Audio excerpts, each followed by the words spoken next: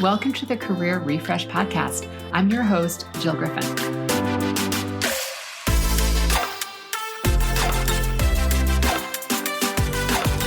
I'm a former media and marketing executive turned career strategist and executive coach. I spent my career working my way up and through the ranks of global organizations and startups, and today I show others how to do the same. Join me each week as we discuss the strategies and actionable steps to leverage your strengths, increase your confidence, and develop your career well-being. Ready? Let's do it.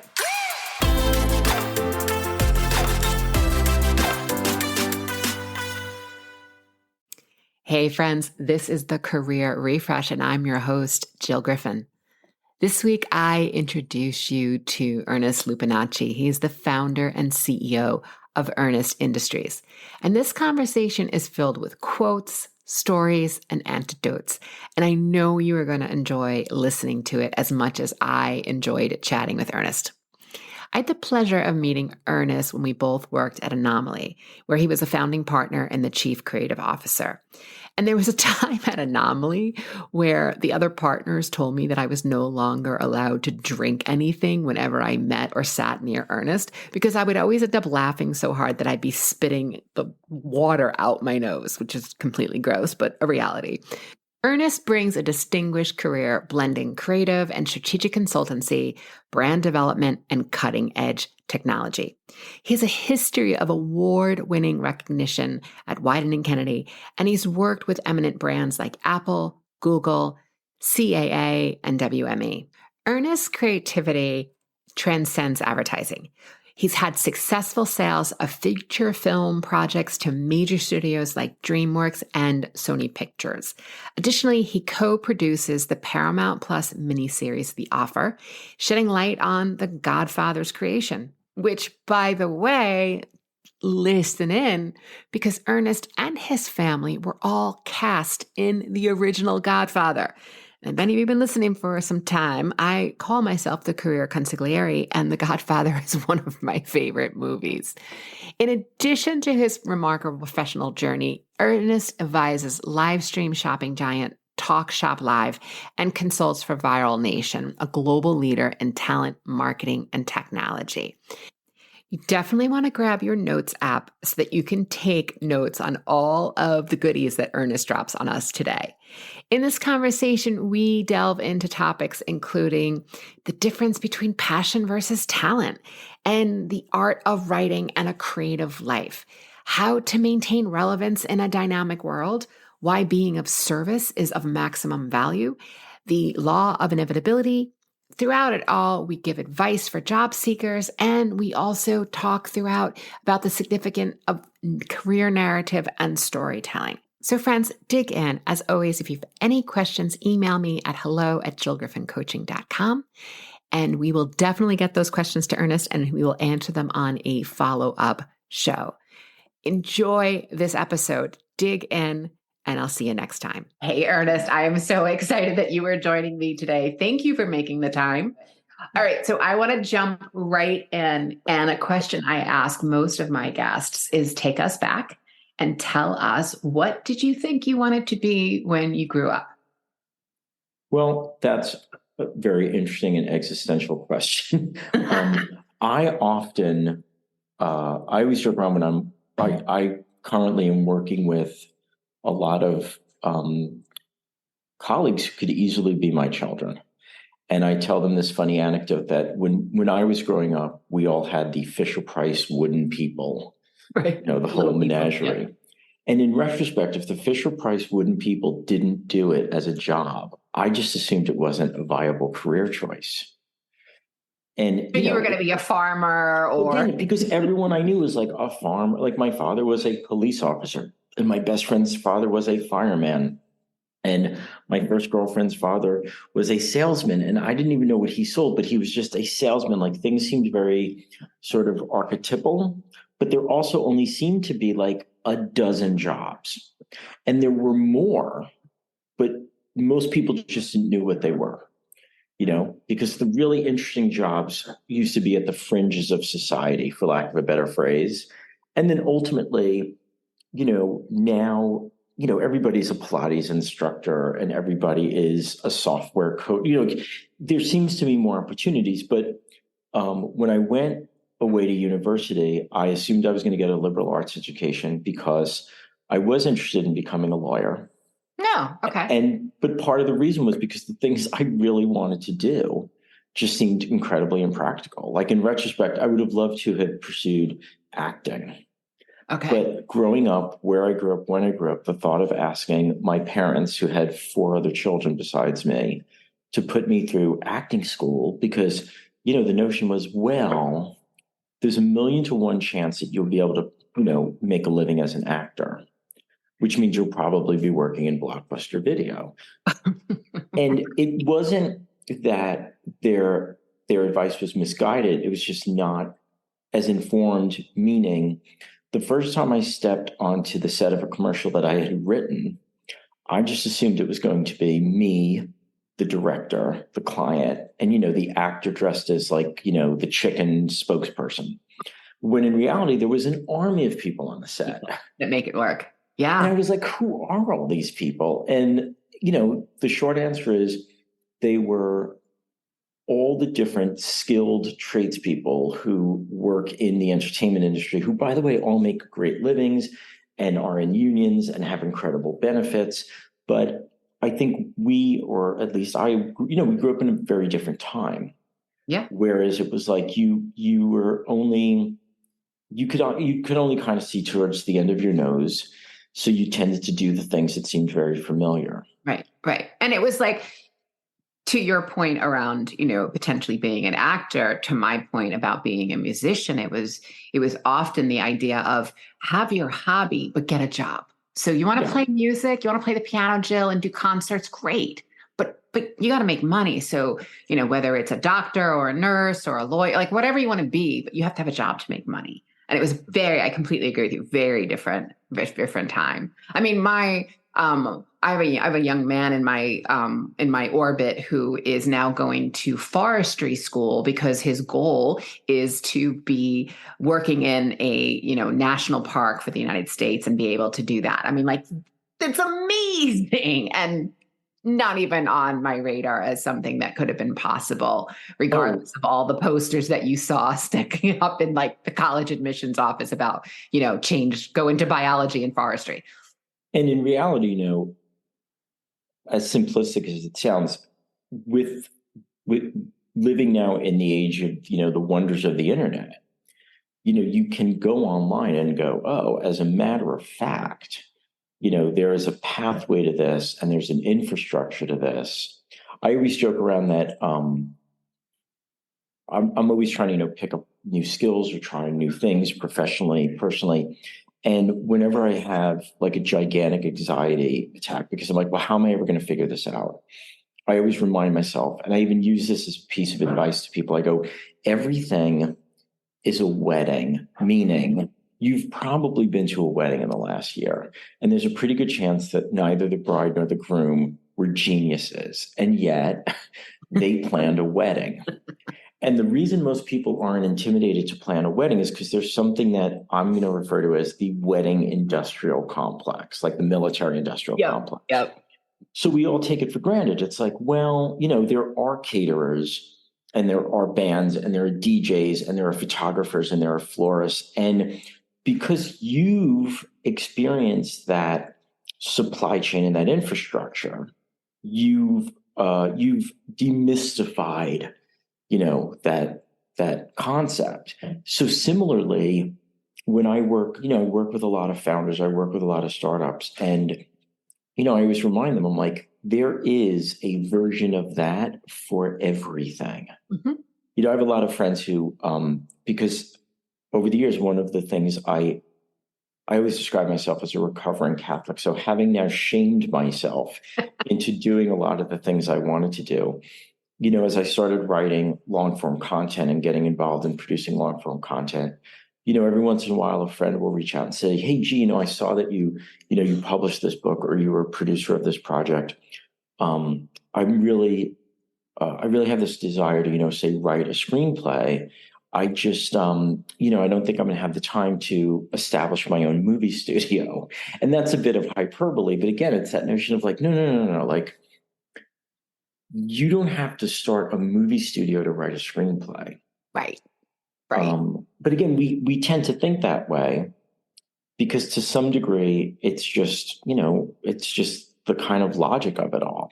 Yeah. And Yeah. yet, when you take a step back from it, even because over the years, like some of the brands I worked on that I loved working on, whether it was Nike or the Gap, I used to work for these giant apparel companies. And the reality is, Nike doesn't own factories.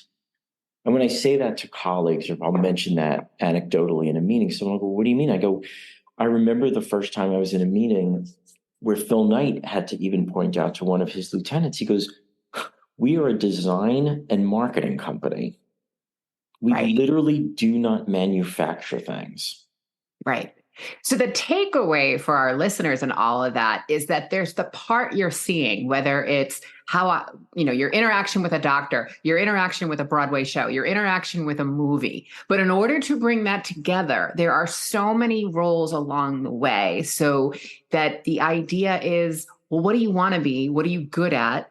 How do you work with someone or a mentor or a coach to figure out what you're good at? And there's probably a job for it that you can plug into. I love that. This time of year, my son is beginning college this fall. I have a lot of friends whose children are either, starting college, graduating, and I love to have the conversation, what do you want to do for a living? And what's funny is most of the young adults I talk to, they're actually surprisingly practical. They're like, "Well, I'm very interested." And I go, "No, no, no, no, no. I'm talking dream jobs." And the reason, I sort of go down this route is and to sort of rephrase what you just said, we are living in a moment in time where you could pretty much make a living doing almost anything. Yeah. Which is inspiring or scary, depending on your mindset. Absolutely. But again, that ability to really think, what are my talents, not necessarily my passions, because, as a writer, at the end of the day, if somebody asks me what I do, I like to be able to say I write. I take a lot of pride in saying, I make a living writing. So words are really important to me. And the words, when I work with a client, if I'm writing a screenplay, like it's kind of fun to choose very precise words. But, I have a lot of passions, but they aren't necessarily talents. Mm. And, you can't choose your talent. Yeah, no, it chooses you. It chooses you. And then it's whether you practice it with time and knowledge and additional skills. Yeah. So that's a real, for me, that's a real benefit of self-awareness when you're like, these are the things I'm really good at. And these are the things that bring me fulfillment versus happiness. Like, again, like happiness is a reaction. And there's a lot of things I do that, one of my favorite quotes about writing is Martin Scorsese once said, "Writers don't finish, they just give up." Like you just get to the point where you go, I can't revise it anymore. Right. But, when I talk to people about what they're doing or what they want to do or what they like to do, and I'm always surprised, I feel very lucky because if somebody says, "Well, would you know what you like to do?" And I go, "Yeah, I could spend all day reading and writing."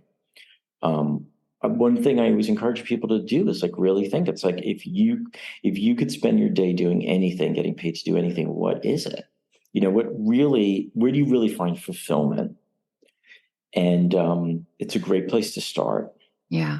And then something, I had this epiphany years ago that people in general, but the kind of clients that we worked with in our lives as marketers, people in general, but companies and businesses specifically, they tend to think quantitatively when they should think qualitatively and vice versa.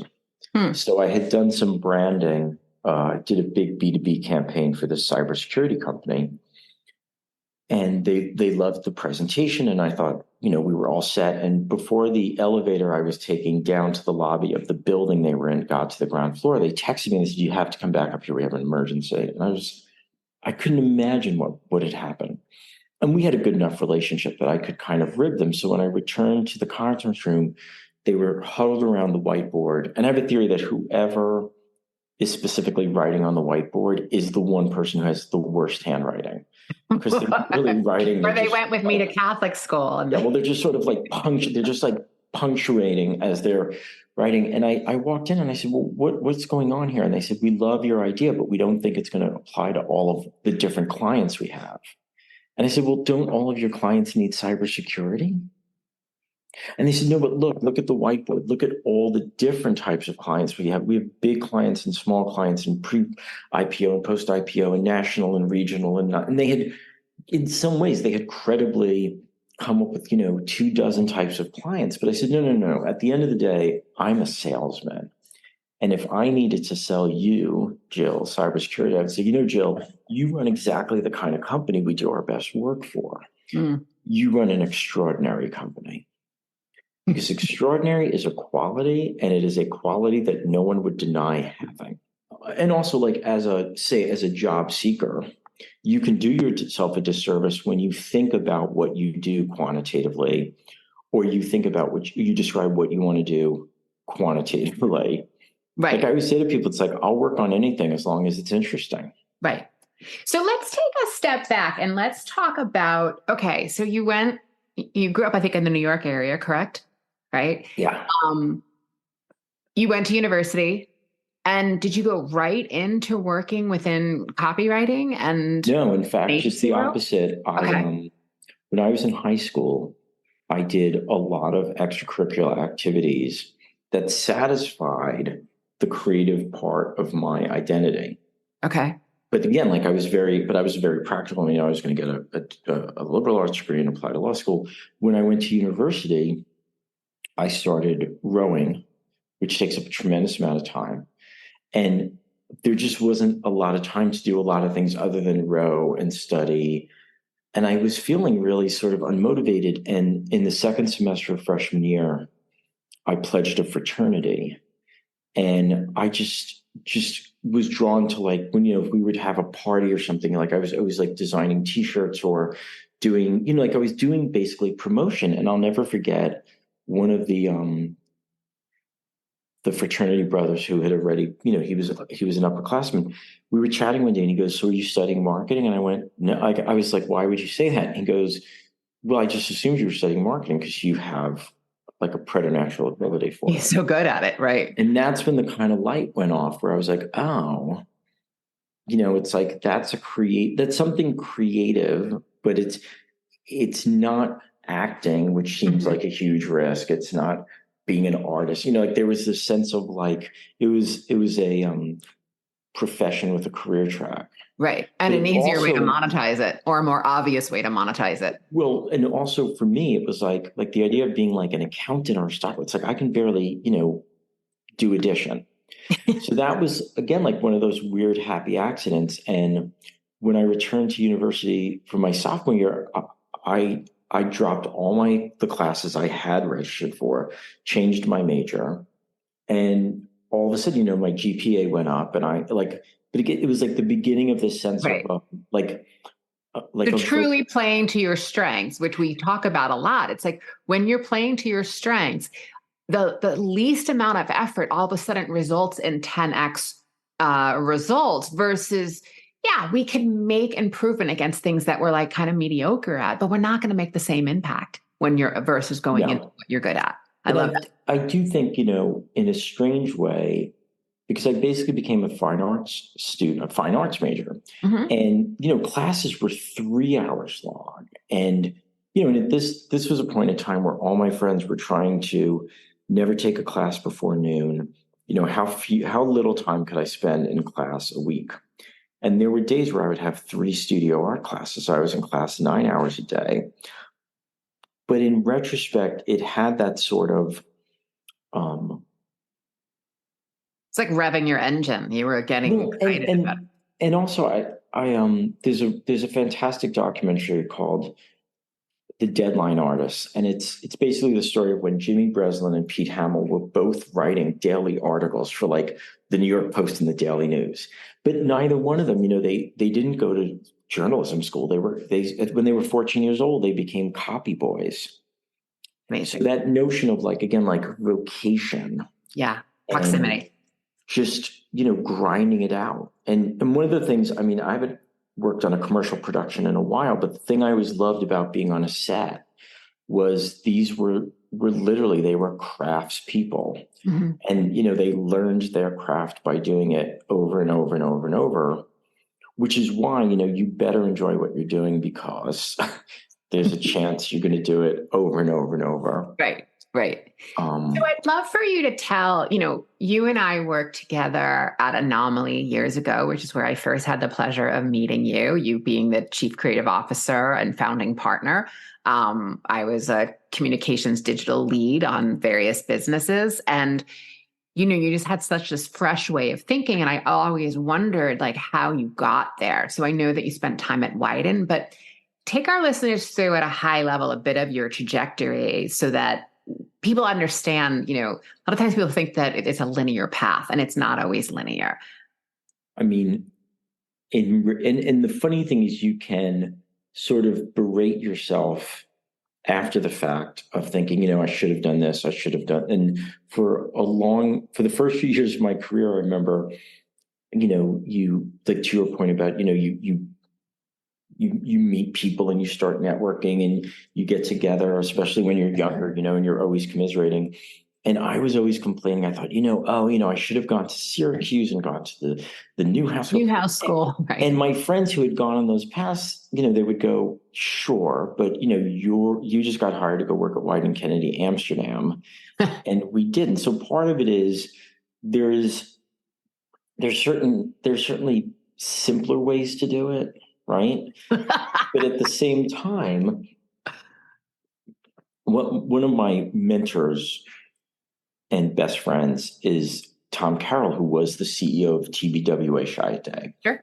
And he worked, side by side with Lee Clow forever. And he always said, Lee always said that the real definition of creativity is receptivity. That ability to be open to new ideas is so important. Mm-hmm. And so when I started looking for jobs in advertising, I was very lucky. I worked at the small boutique called Weiss Witten Carol Stagliano. Tom was the Carol and Carol Stagliano. Okay. Although people would send mail to the agency and they thought there was a woman who worked at the agency named Carol Stagliano. Which, that's of course, funny. Although it kind of sounds like a law firm. Well, again, like those were the days where, like, traditionally the age, the agencies were just the names of the part, Doyle Dane Burnback. Right. And it was a great place. And what was, I think, crucial for me is Stagliano was Adam Stagliano. And he was the first planner in America who was a partner who had his name on the door. So there were agencies where planners were partners, but their names weren't on the door. So, from a very young age in the industry, planning and strategy was really, a big part of the quote unquote the creative process. Mm-hmm. Mm-hmm. And there was a whole group of, contemporaries, writers and art directors my age who I'm still friends with a lot of them. They were really smart. And then the four partners, Marty Weiss, Nat Witten, Tom Carroll, and Adam Stagliano, they had all worked at really great agencies. Specifically, most of them had come from Chiat. So, a lot of that information was like sort of passed down to us. Mm-hmm. And, it was just that sense of, how could you apply this? In what ways could you apply it? And it was, and the truth is, I loved working in advertising. To me, it was such a fun, fantastic, absolutely agree with career. You. Yeah. So always looking, and then sort of thinking like, it became my fantasy to go work at Wieden and Kennedy. So, in that sense of, one of my heroes is Robert Evans. So he was the producer who ran Paramount. Yep. And, isn't he the kid that stays in the picture? The kid stays in the picture. And one of his, apocryphal quotes that's, attributed to other people, but I always associate it with him is he would say the definition of luck is when preparation and opportunity meet. Mm-hmm. And I always think about that because, at the moment in my life where I got as lucky as I could be, when I was hired at Widener, I remember friends going, wow, you're so incredibly lucky, because I was hired to go work in Amsterdam. And I think there were only like 16 employees in the entire office, including, the receptionist. But I had worked on my portfolio like obsessively. I had sent them a spec book because even at that point in my career, like I didn't feel like I had produced enough work that would get me the job I wanted. So, I think that's why I always encourage people, like, whatever that thing you're doing is, where you go, oh my God, I should be, I should be doing my taxes, or I should be finishing this PowerPoint, or I should be finishing this, but instead I'm doing this. You have to figure out how to commercialize it and monetize it. Right. Because it's going to make the days. It's the thing you want to be doing. Right. So you've had this amazing, again, experience between working at almost every major advertising network. You've worked for brands like Apple, Nike, Google, et cetera, again, through your agency relationship. And one of the things, I admire many things about you, Ernest, but one of the things I've always admired is just this going from an employee to a consultant, and the impressive tenure in which you have continued to stay in it, relevant, producing great work. We'll talk a bit about, some of your film projects too during this conversation, but what would you attribute your ability to stay in that level of freelance, well, not freelance, but consultancy through this level of time? That is no small feat. I think, again, some of this, it sounds like psychology, some of it sounds like strategy, and some of it is just, the things you say to yourself while you're having, an anxiety attack. But a lot of it is, a few years ago, Howard Stern interviewed Jimmy Iovine. Mm-hmm. And it was it's one of those incredible interviews where I remember after listening to it thinking, well, you can go to Harvard Business School, or you could listen to this Jimmy Iovine interview a couple of times. And he just told, he would, at any given moment, he would be telling Howard some great anecdote about a suggestion he made to an artist, or a decision he made about how to produce an album. And Howard would go, well, how did you think of doing that? And he would just say, almost like his motif was, be of service. He just kept saying, like, be of service, be of service, be of service. So for me, we literally, if you're a consultant, you work in the service industry. Yes. And I always joke around that from years and years and years of pitching ideas, presenting concepts of all different types to all different types of people, through the process of trial and error, I determined that there is a 3-word phrase that we should all use when we put an idea on the table, no matter what the idea is, no matter who's listening to the pitch. And the 3-word phrase is, how. Because it requires empathy. Mm-hmm. It's an empathetic gesture. It's also the sort of thing where it's a great firewall, because you need to be very confident that the person's going to go, yes. Right. So often when I would reach out to, colleagues, or if I can't tell you how many times I would send someone, an email. Like if I heard someone had gotten a promotion or won a piece of business or took a really great job, I would send them an email and I go, gee, just congratulations. This is, I'm so happy for you, excited for you. This sounds fantastic. And more often than not, they would write back and say, well, gee, I'm really grateful, but can you do me a favor and come over here and help me, because I don't know what the hell I'm doing. Right. So it wasn't so much that I was looking for but you were being of service project, but also it was the sense of, I realized that, we all assume that everybody has it figured out besides us. Right. And more often than not, everyone's kind of scratching their head. Felt like it was my responsibility, if I was going to reach out to somebody, to really to do my homework and not just say, gee, I'd really love to come work on this. It sounds like it's going to be a lot of fun. And it's like, maybe. Because then you've made it about you versus them. Again, it's like, I would say to people, what's in it for them? Yes. You know, You mentioned Be of Service. Did you read Unreasonable Hospitality, the You Will know what? Guerrero book? I haven't, but I'll say Ernest, this. I've I heard, cried tears of joy reading it because it's completely aligned with my own personal values. You will love it. I mean, well, I see you, I get you. It's my pleasure to service you. Like it's effectively what my personal mantra is, and that's you will love. And for everyone listening, I'll put that in the show notes so no, you can. that's a great Book. It's an reminder. excellent, excellent book. And one of the reasons a few people had recommended it to me, but the reason it stuck in my head is that You watched The Bear. that and and it was in it. Yeah. there's a phrase I coined that I refer to as the desirable duality. Okay. And the notion is really great things, but really great stories possess a desirable duality. So, for instance, James Bond is licensed to kill. It makes absolutely no sense. In retrospect, he's been authorized by one of the world's most famous authorities to commit the worst crime imaginable to uphold justice. But as a writer, you can do a lot with that. So he's not a vigilante extracting vengeance with a crowbar. That's always fun. Mm-hmm, mm-hmm. He's also not a barrister righting wrongs with a law book, which is always entertaining. He's a British gentleman in a bespoke tuxedo strangling a double agent with his bare hands in the loo of a five-star hotel in Monte Carlo. And there's this sense of like, I didn't even know that you could get that. Right. And right. then, when you apply that to, say, a brand, like I really like my version of going to the Harvard Business School was working at Wieden & Kennedy on Nike. The people I worked with, the people I worked for, the brand at that moment. I mean, I learned so much at a really important, impressionable age. But in retrospect, I always thought, well, gee, the appeal of Nike is it created glory for the masses.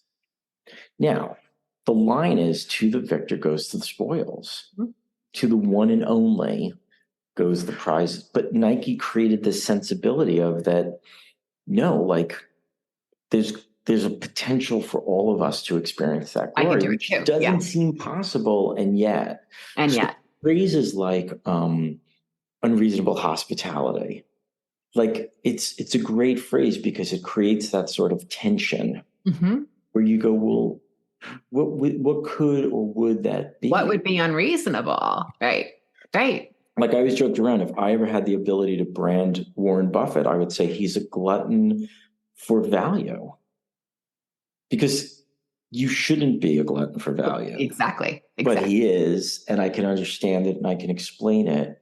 And those, the ability, one of my favorite constructive criticisms I ever, picked up as a writer is the best way to approach any writing assignment, but kind of anything, is to simplify then exaggerate. Oh, okay. That's a good takeaway for everyone. But, when you think about, a point you're trying to make, a brand you're trying to create, or even, like I'm going to go to Paris for a weekend.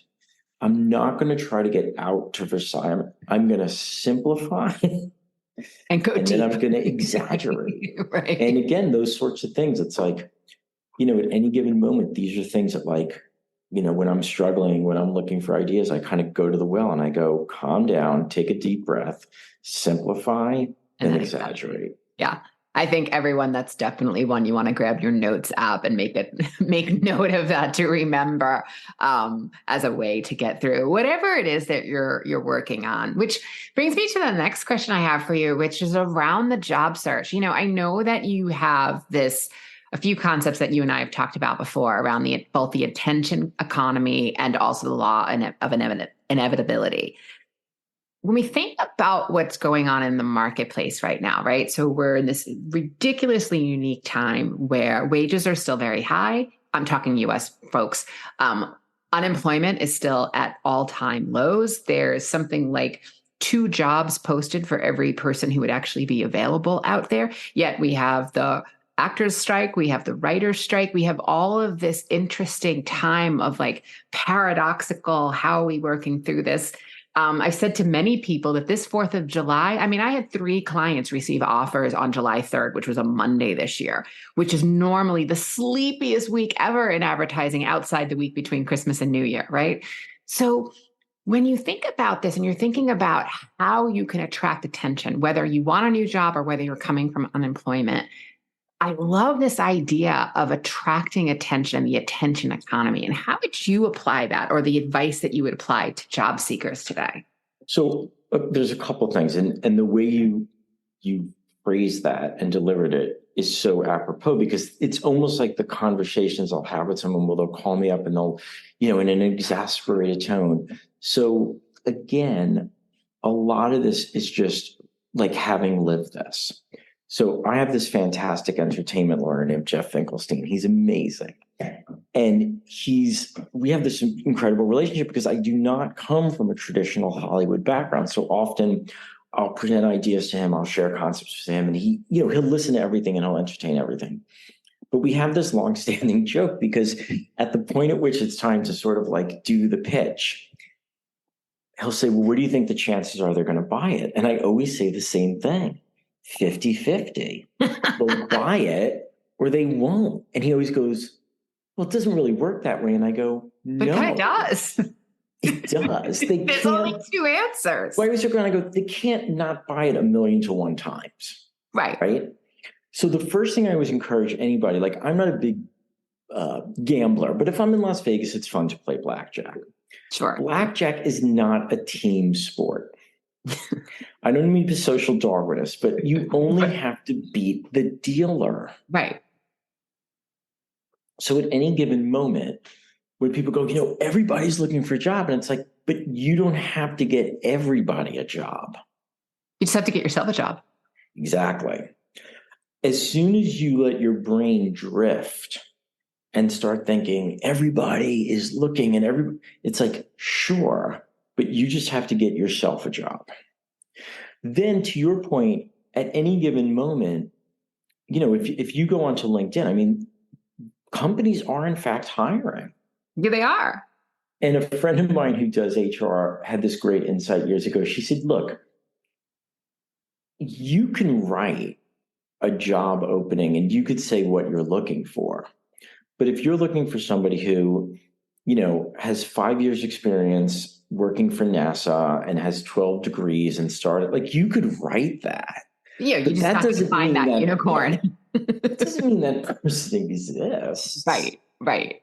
So I always think, again, in the spirit of simplify and exaggerate, it's like, stop worrying about how many people are looking for jobs and how bad it is. Because years ago, I was selling the first piece of property I had ever bought. And at the time, all the headlines in the real estate said, record buyers. And I thought, oh my God, why am I selling if everybody's buying? And then I thought, well, wait a minute. If everyone's buying, then everybody is selling. It's basic supply and demand. and it's funny because, again, going back to semantics, if you look at the history of how, like, to your point, there's an actor strike. Well, labor always makes demands and management always makes concessions. But that's not the reality. Everyone makes demands, and everybody makes concessions. There's a vernacular. So the first thing you have to remind yourself is, am I applying for a job that I'm actually qualified for? And then am I going about it in the sanest, most logical way? And I will say that, the ability to have a network, build a network is extraordinary. There's really nothing like it because, and I always joke around, there's this, I'm going to butcher it, but I think it was called Haldane's Law. And it's this overview of, like, it applies to science specifically. And the idea is we know what we know and we know what we don't know. Okay. But we don't know what we don't know. So I always remind people, I'm like, at any given moment, someone will go, well, I really want this job. And I go, hold on a minute. To your point about 3 colleagues being given offers on July 3rd. I'll always, like, hold somebody on the shoulders and look them in the eye and go, you don't know that there's someone at the company you want to work for right now who doesn't even know. Yeah. Do you know Jim Riswold? Have you ever heard of him? Yeah. So Jim, again, is one of those people that I owe, my career and my livelihood to. Before I even started working for Jim Riswold at Wieden & Kennedy, I was learning how to write ads because Jim Riswold did all the great Nike ads. And years ago, he called me up. We were chatting one day and he goes, I just heard that Joe Blow got this job. And I always wonder why people don't call me for those kinds of jobs. And I said, Jim, everyone just assumes you own Wyden and K. Like no one would ever think to offer you a job because they would be embarrassed because they would just assume that you're not looking for a job. Right.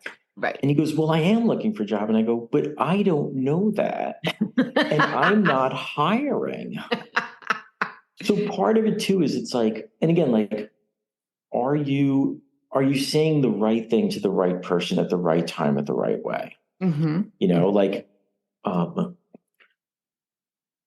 Like LinkedIn, they have this sort of, you kind of put a filter on your profile that says open to work, but it's like, it's just like, it's like almost like the filter should say recently laid off, desperate for a job. Mm-hmm. So even the sense of like, which people were not going to do that from the executive coach standpoint. I'm going to tell you, don't put that on your resume. I mean, on your LinkedIn profile. We don't like that. or like I've even said to people, I was very fortunate because after 6 years at Wieden & Kennedy, having been able to work in the Amsterdam office, then the Portland office, then the New York office. So being able to work for the same company for 6 years. And the great thing about Wieden & Kennedy is it is one ad agency. Mm-hmm. It doesn't matter what office you work in. Yeah. It's one ad agency. Yeah. So I worked with the same people for 6 years in 3 different offices. Yeah. But after 6 years, I was ready for a change, and I was getting job offers. But I thought, gee, after the incredible experience I had at Wieden & Kennedy, I don't know that I could make this sort of emotional and mental commitment to another company without getting to kind of know them. So I thought, I'm gonna freelance for the summer and sort of speed date, and that actually turned into like a 6-year adventure.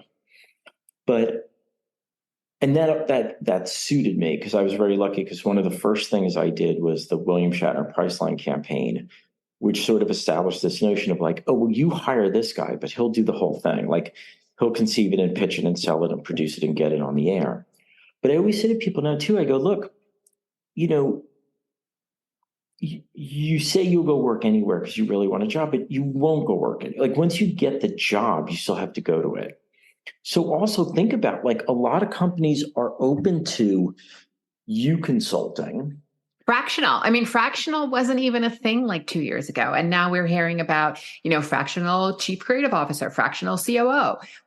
Opportunities are in different places. You have to figure out the spin it. And what I love about the way you approach things, Ernest, is that it is this idea where you said like every business is a show business, but so are you you are the product you are marketing. So you have to think about it again. Working with someone, sometimes it's really hard to read the label from inside the jar and market your own stuff. So working with a friend, finding someone who can help you, again, a mentor, a coach, whatever works for you, but being able to tell that story. Because at the end of the day, when someone says to you, tell me about yourself, I assure you they may be a very nice human being. They don't care. They don't care. Yeah. What they care is, how are you going to make my life easier? How are you going to make sure that I get my year-end bonus? And tell me about you to make sure, because in my head, I'm checking off the boxes. So we have to tell the story based on who is the recipient. And then people say, well, I don't know who I'm going to be meeting with. Great. Then have a couple of stories in your pockets so you can pull it out of your file cabinet when you actually need to do it. Well, it's funny, you mentioned this anecdote that I use all the time, which is every business is like show business. And that was the result of, so I'm a big believer in the marketing notion that people don't buy what you make, they buy what you believe. So when I would work with a client, we'd sit down and I would say, well, listen, I understand you do X, Y, and Z, and it requires these widgets and, Ruby on Rails, but I want to know what you believe. So it would become this sort of like, Socratic method, and we'd really kind of go at it. And I would just never give in. I'm like, listen, here's the reality. The reason people buy fire extinguishers is because they extinguish fires. Fire extinguishers extinguish fires. Do you know how they work? Who cares? Right. By the way, here's how they work. They spray foam on the fire. But I beg of you, do not call it a foam sprayer. fire extinguisher. So that's the easiest way that I would kind of prove that point. But a couple of years ago, I had a client look at me and goes, all right, well, what does your brand believe? And I thought, oh, this is awkward. And in the spirit of eating your own dog food, I'm like, well, let me really think about this. And I remember, there's the cliche, there's no business like show business. And I thought, no, on the contrary, every business is like show business. But I don't mean like starfuckery and glitz and glamour. It's more the notion of you at the time, and you'll be able to relate to this. About 15 years ago, I remember, I think I was consulting at Google, and all of a sudden, everyone was talking about narrative, brand narrative. We need brand narrative. It was a copywriter. I thought, wait a minute, like I've been writing ads since I was 11. Like, why are people suddenly transfixed on the notion of narrative? Now, some of it was just, it was like a highfalutin way of saying we need better ads. But in reality, real narrative is more sophisticated and complicated and powerful than just writing ads. So I thought, well, wait a minute. If all of my clients want to apply the rules of narrative to their businesses, what one category of business has done the best job of monetizing narrative historically? And the answer is show business. Sure. So if you take all the best practices of quote unquote show business and you apply them to bringing narrative to a brand, then yes, as a matter of fact, all businesses are like show business, because the only way you can explain something to someone or change somebody's mind or convince somebody of something or motivate them, or at least the most effective way to do it, is with a better story. So, I'll write the owner's manual for your Dualit toaster, but I will endeavor to write a better version of it. Better story. Yeah. So that became my sort of lens through which I saw the world. Yeah. And I do think that there was a period of time when I freelanced everywhere. And one of my clients joked around. He used to call me Winston Wolfe. He said, you were the Winston Wolfe of advertising. Now, Winston Wolfe is the Harvey Keitel character in Pulp Fiction, because my version of a good time was getting a frantic call from one of my clients, and they're like, we're going to lose, the Spacely Sprockets account. And I would show up the next morning at 6 o'clock in a double-breasted tuxedo with my LL Bean camouflage tote bag. And I would literally go, you gentlemen have a body in a trunk minus a head in a garage. Take me to it. But likewise, like, that's how I positioned myself. Like, my job, it's like, and one of my friends who, was one of the recruiters, the creative manager and recruiter for a big agency, she said, sometimes the chief creative officer comes in and says, we're going to need a couple of creative teams on a pitch. And she said, other times he runs it and goes, find Ernest. He'll do it all. But again, that idea of like, what is your brand in the marketplace? Yeah. What do you bring to the table? Yeah. That other people can't. Right. And I think you've had the luxury, well, maybe not luxury, but you've had the necessity to think about this throughout your career, again, because you have stayed a regularly employed consultant. I think what happens very often is when we're in companies or we're in career trajectories where even if we move to the competing company, we're doing similar work, where it's like inside baseball. Everybody knows what we do, so we just keep doing that and we get hired to do that. But at a certain point, if you want to pivot, you want to step out, or if unfortunately you're made redundant, you have to know how to tell your story, whether you work in legal or healthcare or, accounting. I don't care. You have to know how to tell that story so that everyone can hear it. We talked a bit, obviously, about narrative and story. And as we sit here with the Godfather book over my shoulder, I think I, like you, am a huge fan. I always laugh. My husband watches Harry Potter all the time. I watch The Godfather because it's also a Christmas movie. There's a Christmas tree in there. Well, listen, that and Die Hard are both officially Christmas movies. 1,000%. So tell everyone, because I only found this about you recently, which I cannot believe didn't come out in the time that we worked together, that you were actually in the Godfather movie. Well, my whole family, we were extras in the Godfather Part 2. Which is arguably the best. Well, maybe not. I don't know. Well, it's funny. I'll send you I just was invited to be on a podcast to settle the debate. Which one is better, one or two? Okay. Spoiler alert, it's one. But I digress. My father was a New York City police detective, and his partner on the police force, he started consulting. And when he left, when he retired, he started consulting on all the cop shows that were filming in New York, like Kojak. Amazing. And he was a good looking guy, and they started casting him, and he started getting his SAG residuals. And he thought, wait a minute, this is great. And then he was hired to do casting for The Godfather Part 2. And he called my father and he said, listen, if you all come in, I mean, we're going to cast you because we need hundreds of extras. But what's interesting is if you shoot a movie and it's contemporary, sometimes they could literally just use people on the street. But this was a period piece. So we had costumes and we had to get our hair cut. I mean, I was only in first grade when the filming was done, but it's still like, it was very vivid. What scene were you in? Because when I watched it this weekend, I'm going to go find it. If you watch 2, it is literally part 2 because the material is really, it's all in the one book. But so 2 is both a prequel and a sequel. Mm-hmm. So we were in the scene when the young Don Vito Corleone, who's not the Don yet. It's the scene where the feast is going on. Okay. And he kills Don Fanucci. Okay. The Don in the white suit. Yep. But we were, the Italian immigrants who were on the street while they were for the San Gennaro feast. Absolutely. Amazing. And so it's funny because again, like that movie has played this huge part of my life. And then years later, I cast Robert Evans. I mean, talk about networking. I cast Robert Evans as voiceover talent in an ESPN Sunday night football campaign. And I always joke around that there's, in the spirit of unreasonable hospitality, one of my trademarked desirable dualities is I always tell people to try and be responsibly selfish. So whenever I would get a brief, I would go, who do I want to meet? Where do I want to go? What do I want to learn? And how can I do it in a way that I'm being responsibly selfish?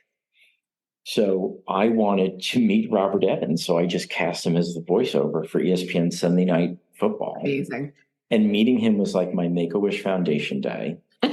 And that, I could draw a straight line from meeting him and my fascination with him to then writing the graphic novel, The Godfather Gang, which tells the backstory about the Godfather, and then finding myself as a co-producer of the miniseries The Offer on Paramount Plus.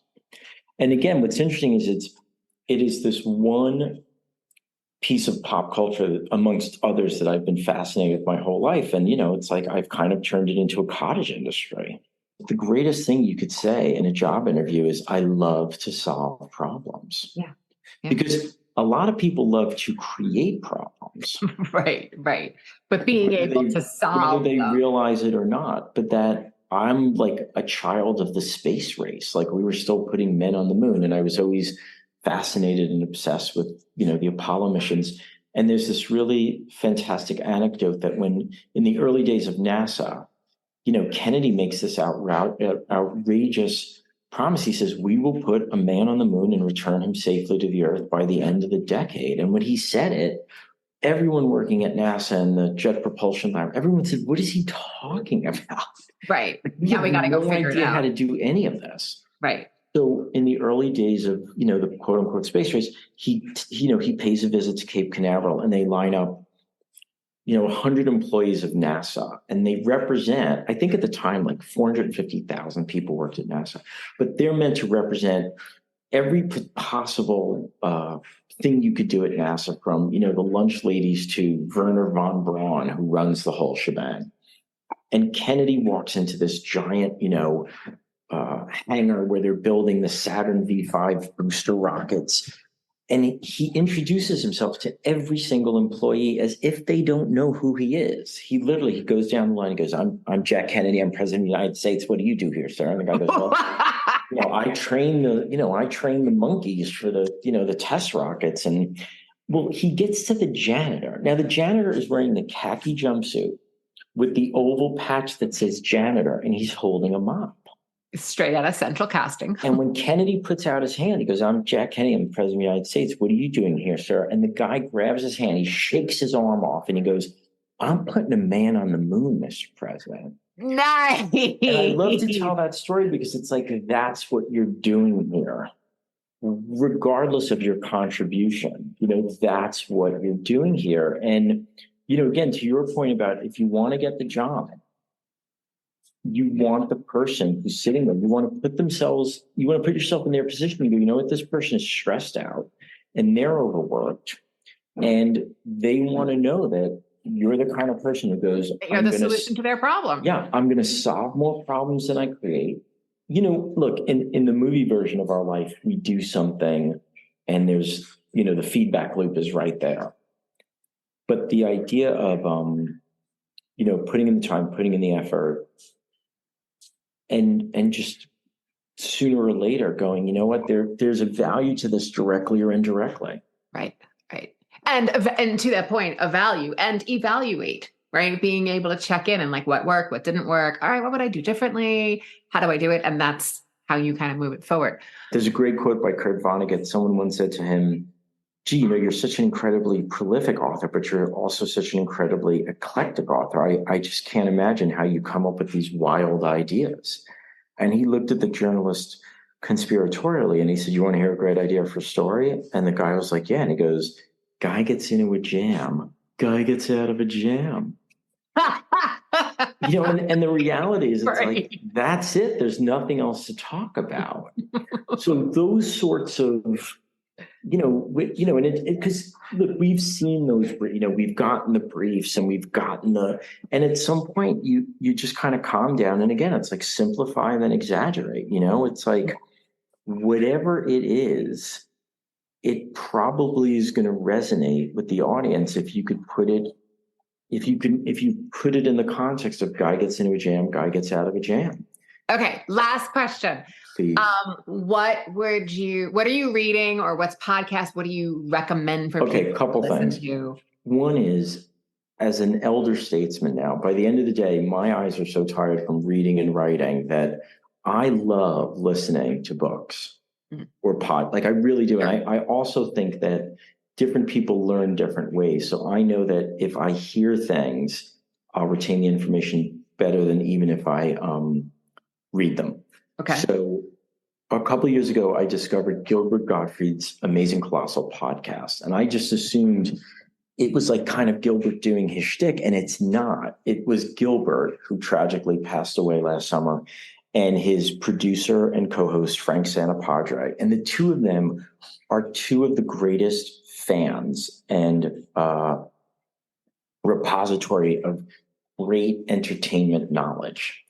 So they would pick these fantastic topics. They would attract these incredible guests, and they would just deconstruct the most wonderful, fantastic stories. And, to your point, they interviewed the great film director, Richard Donner. Now, I didn't know that he shot the pilot for Twilight Zone. So again, it was like all these incredible stories where you go, well, yes, Mel Brooks was a genius, but Mel Brooks wrote for Sid Caesar on the Show of a Show for 10 years when it was the #1 show. So Gilbert's podcast, which is still, it's still on demand. It's a fantastic podcast. I love that.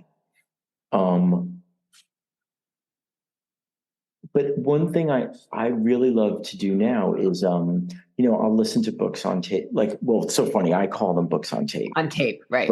And one of the things I enjoy doing, and part of it is it's like, I literally think of it as, professional research, is I'm always fascinated by, what is required to adapt a book into, say, for instance, a screenplay. So if I don't know, did you see The Queen's Gambit? Of course, yeah. So when that came out, the Friday it premiered, I follow Stephen King on Twitter, and he wrote, I just saw this show on Netflix called The Queen's Gambit. It is as good as anything I have ever seen anywhere. And I thought, well, that's a lot. Yeah. So I thought, well, let me start watching it. So I watched 6 episodes Friday night. I woke up Saturday morning and just watched the rest. And when you're binging like that, as one show ends, you just skip to the next one. Sure. So when the very, very last episode ended, I finally got to see the credits. And I noticed that the co-writer of the show, was also the director of the show. And I thought, if this individual conceived of this from scratch, I'm going to kill myself because this is just too much talent for one person to have. So I went online and I found out that The Queen's Gambit was published in 1983. Wow. Which means the author probably started writing it in the late 70s. And I thought, why did it take almost 40 years? Now, the simple answer is because historically great books had to be made into great films because there was no prestigious television. Oh, interesting. And now there is. Yeah. Yeah. So, at any given moment, I love to go back and listen. Like, it's so funny that you have the Godfather book there because a lot of my friends have gone back and read it. And what's interesting is, it's like the Johnny Fontaine. You could make a movie about Johnny Fontaine. Sure. Right. So I'm trying to think again. The Gilbert podcast is one of my favorite things. Okay. I'm still a sucker for Howard Stern. Sure. And then likewise, there was a fantastic article in the recent issue of the New Yorker about Elon Musk's lawyer, Alex Spiro, who also happens to be a very good friend of mine. But what I love is even those sorts of articles now, they tend to record, you could read or you can listen. Read them. Sure. But, it's funny because like what I'm listening to or reading is as a, it's one, you don't necessarily distinguish what form it's in. Well, again, like what's fun is I only read one thing. I read things that are interesting. Ernest, this was great. I mean, just your stories, your insight, your wisdom, your ability to continue to keep it relevant and keep it fresh. I love it. And I know that our listeners are going to find this to be a real treat too. So I hope so. I really enjoyed this. And I said, it's like, I'll leave you because again, someone once said to me, they said, are you making up all these quotes or are they actually verifiable? Could you imagine? But well, one thing I like to do is to make sure people in a meeting are paying attention. I'll say, Einstein once said to me, in a dream, but in real life, at the height of World War II, Winston Churchill was known for giving those rousing speeches. And at one point, members of his cabinet sort of pulled him aside and they said, Mr. Churchill, it's great that like you get everybody, fired up, but things aren't going well. And, we really need to manage expectations. And Churchill said, well, I've always been accused of being an optimist, but what's the alternative? So I always encourage people, I go, look, the chances you're going to get the job are 50-50.